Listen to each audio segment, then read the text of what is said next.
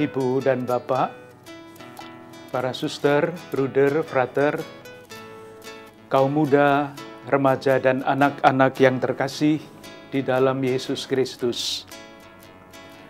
Bersama-sama dengan seluruh gereja, kita akan memasuki masa Prapaskah pada hari Rabu Abu tanggal 5 Maret yang akan datang. Menjelang masa Prapaskah ini, kita terhenyak oleh rentetan bencana alam yang datang bertubi-tubi. Banjir yang melanda banyak tempat, letusan gunung, tanah longsor, gempa bumi, membuat kita semua prihatin dan berduka. Semua bencana ini menyisakan kesengsaraan ratusan ribu orang yang kehilangan sanak saudara, rumah, harta benda, dan mata pencaharian mereka. Hati kita sesak melihat saudari-saudara kita itu harus hidup di tempat-tempat pengungsian, sambil menatap dengan khawatir masa depan mereka. Bencana alam seperti ini seringkali erat terkait dengan bencana moral, seperti keserakahan, korupsi, kebohongan publik, rekayasa politik kekuasaan yang pasti tak kalah mengkhawatirkan dan membahayakan bangsa dan negara. Sabda Tuhan pada hari ini berbicara mengenai kekhawatiran. Janganlah khawatir akan hidupmu, akan apa yang hendak kamu makan atau minum. Dan janganlah khawatir pula akan tubuhmu, akan apa yang hendak kamu pakai. Bagaimanakah sabda Tuhan ini harus kita mengerti? Bukankah hidup kita selalu diwarnai dengan kekhawatiran? Bukankah kekhawatiran itu merupakan tanda kepedulian kita terhadap persoalan hidup? Para pengungsi mengkhawatirkan masa depan mereka. Kita pun juga mengkhawatirkan mereka dan juga masa depan kita sendiri serta anak-anak kita. Kita khawatir akan kemiskinan yang semakin meningkat, kejahatan yang merajalela, moralitas yang semakin rendah. Kita khawatir akan krisis kemanusiaan, krisis kepemimpinan, dan krisis-krisis yang lain, termasuk krisis ekologi yang mengancam lingkungan hidup kita. Kekhawatiran semacam ini merupakan akibat dari sikap peduli yang berasal dari Tuhan yang menyentuh hati kita, menggugah keprihatinan, dan mendorong kita untuk melakukan sesuatu. Kalau demikian, apa sebenarnya yang dimaksud dengan kekhawatiran dalam sabda Tuhan yang dibacakan pada hari ini? Pada bagian awal kutipan dinyatakan bahwa kesetiaan kepada Allah tidak mungkin dipegang bersamaan dengan kesetiaan kepada Mamon. Yesus bersabda, "Kamu tidak bisa mengabdi Allah dan kepada Mamon." Dengan latar belakang ini, kita sampai kepada kesimpulan bahwa kekhawatiran yang dimaksud di dalam sabda Tuhan adalah kekhawatiran yang menggeser kepercayaan kita kepada Allah dan menggantinya dengan mamon serta kawan-kawannya, yaitu harta milik, uang, kekuasaan. Banyak orang begitu khawatir akan masa depan mereka sehingga bersikap serakah dengan mengambil keuntungan setinggi-tingginya dalam usaha, mengumpulkan sebanyak-banyaknya harta dengan cara apapun, termasuk dengan cara yang tidak terpuji. Kekhawatiran yang membawa kepada keserakahan mencerminkan ketidakpercayaan kita kepada Allah. Hidup tidak lagi diabdikan untuk kesejahteraan bersama, tetapi untuk menimbun harta. Orang bekerja bukan lagi untuk hidup, tetapi untuk mengumbar keserakahan yang adalah berhala. Kepada orang-orang yang khawatir dan bersikap serakah semacam ini, Yesus bersabda, "Pandanglah burung-burung di langit, yang tidak menabur dan tidak menuai dan tidak mengumpulkan bekal dalam lumbung, namun mereka diberi makan oleh Bapamu yang di surga." Kekhawatiran yang memicu keserakahan tidak akan memunculkan kepedulian, tetapi justru akan menumpulkan kepekaan sosial, membunuh hati nurani, dan menjauhkan siapapun dari Tuhan dan dari sesama. Saudari-saudaraku yang terkasih, sejalan dengan keinginan kita untuk menjalani tahun ini sebagai tahun pelayanan, tema yang dipilih untuk aksi puasa pembangunan tahun 2014 pada masa Prapaskah ini adalah dipilih untuk melayani. Tema ini bisa dibaca dalam dua konteks.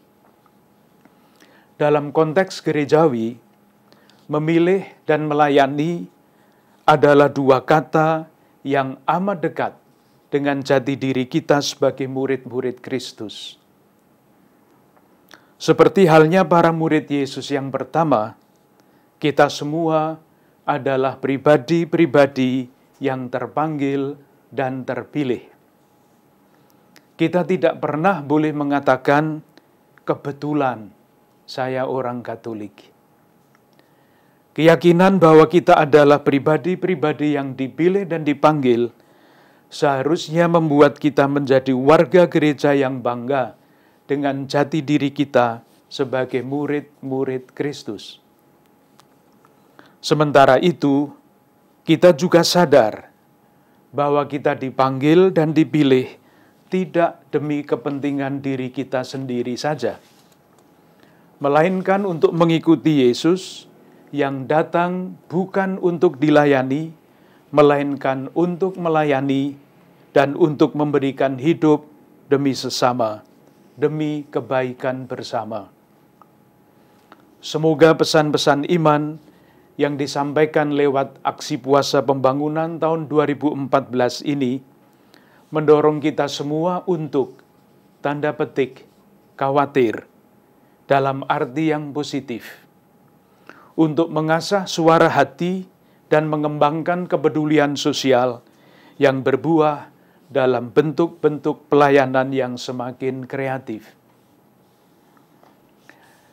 Dalam konteks tahun politik, tema ini dikaitkan dengan pemilu legislatif dan pemilu presiden serta wakil presiden yang akan dilaksanakan pada tahun 2014 ini. Diharapkan semua umat Katolik menggunakan hak pilihnya sebagai bentuk tanggung jawab seorang warga negara yang baik. Kita memilih dengan cerdas dan menurut hati nurani calon-calon yang jelas akan melayani kepentingan atau kebaikan bersama dan bukan yang lain. Semoga mereka yang akan terpilih tidak menggantikan Pancasila dengan Mamon. Semoga mereka terdorong oleh kekhawatiran yang melahirkan kepedulian dan kemurahan hati, bukan kekhawatiran yang melahirkan keserakahan. Sementara itu, kita perlu yakin juga bahwa status kita sebagai warga negara Indonesia adalah juga pilihan dan panggilan. Keyakinan ini akan mendorong kita semua untuk semakin menyadari bahwa kita merupakan bagian dari suatu bangsa dan negara, yaitu Indonesia. Kita hidup di alam Indonesia sebagai suatu bangsa, menggunakan satu bahasa pemersatu walaupun kita berbeda satu sama lain. Sebagai bangsa, kita dipersatukan oleh sejarah yang sama di masa lampau dan cita-cita yang sama mengenai masa depan.